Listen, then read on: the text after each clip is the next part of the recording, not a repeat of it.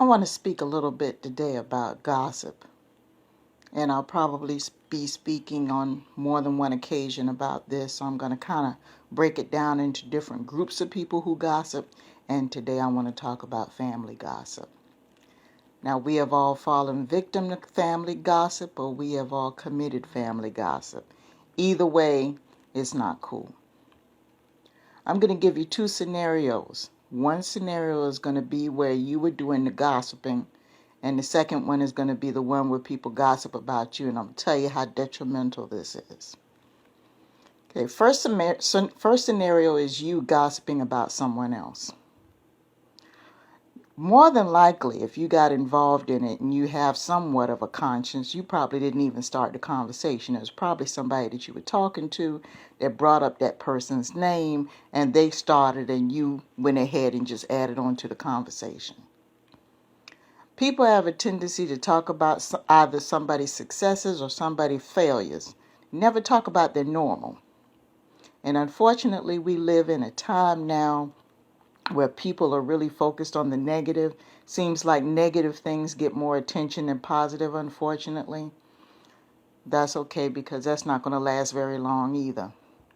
But it winds up hurting people's feelings, because what happens is you're thinking that you're talking just to that person. You don't know what that person's motivation is for bringing that person up. And when the information gets back to the person that you're talking about, it's going to be either one or two things. It's either going to be partially true and you added on to it, or none of it's the truth. And either way, it's not right. And that little bit of respect that they had for you, they don't have for you anymore. And then here you are at Christmas time and on your birthday wondering why they don't show up for dinner. Wondering why they don't bring presents when they do show up. Wondering why they don't call you any other time, if they remember your birthday at all. Why they don't even bother. And you don't understand why.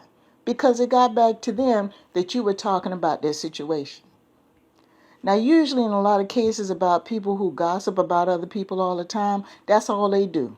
They'll gossip about somebody's situation, but they won't lift a finger to help them. And you got to decide as a person whether or not you want these type of people in your life. And you've got to think, too. If they're so quick to talk about everybody else, they darn sure talking about you to somebody else. That's what they do. That's what they're made up of. So just be careful when you get around these people. Preferably, if they get into a situation where they start talking too deep about someone who's not around to defend themselves, cut the conversation short or don't talk to them at all.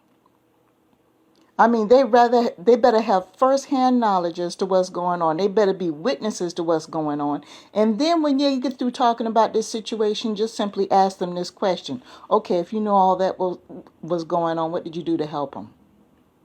And you'll get crickets, trust me. I'm just saying, there you go, that's the problem. They're that freedom of speech mess again. So that's the first scenario.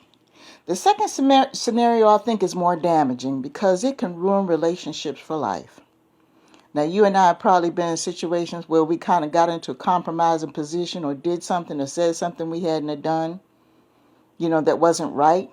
It could have been a survival situation. It could have been mental incapacity, whatever the case may be. And the word gets out that it's done. And you got some of the people that were closest to you that you actually thought was going to have your back were the main ones talking about you. Whole gossip train. All of a sudden, you're the fuck up of the family. You don't replace somebody else because, every family, they got that one person that they got to talk about that is the proverbial fuck up. And for a while it bothers you, but see, the thing is it bothers you less and less as you get older because you realize that humans are flawed, and also you start to focus your energies on trying to build yourself, so you're really not too concerned about what people have to say about you as time progresses and you learn to love yourself. That's the thing. Get into the mode of loving yourself and doing more for yourself, and once you do that, you'll start attracting people who are more likely to have your back, who are more likely to encourage you, and those people that are talking about you, when they do, it doesn't bother you as much anymore. That's just a little tip. But let's say that you do go ahead and get yourself polished off and everything else. See, these people that were talking shit about you before when you were going through it, first of all, they knew they were lying, so they probably don't even remember half the things they said. But it got back to you and it hurt you to your heart. And you're to the point now where you know what, that person thinks so little, I really don't want them as a part of my life. And it's not because you're bitter. You've already passed the bitterness and gotten over that part. It's just that your vision is so big right now and you're involved in so many things that are on such a larger scale. You have to have a better caliber of people around you to support you in your efforts. They got to understand your grind.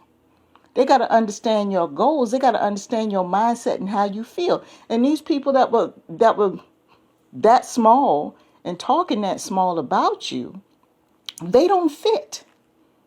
They just don't fit. You got a size 10 foot trying to stick it in a size 6 shoe. It doesn't fit no matter how cute it is. So this whole gossiping thing, okay, yeah, we're all humans. We're more likely to do it. But don't sit around and play around with somebody's life. If you haven't done anything to help that person, first of all, if you're truly helping them, you wouldn't even be saying anything about this situation. And the people that are listening to you, they're just as dumb as you are. And they're prescribing to it. So it's not a matter of, who's wrong and who's right in that situation. It's the person who's talking and the person who's listening, as far as I'm concerned. So we all have to be a little mindful with that. The older I get, when I come across people like that, first of all, I limit my communication with them. If I see you, I see you, but I'm not going to chase you down.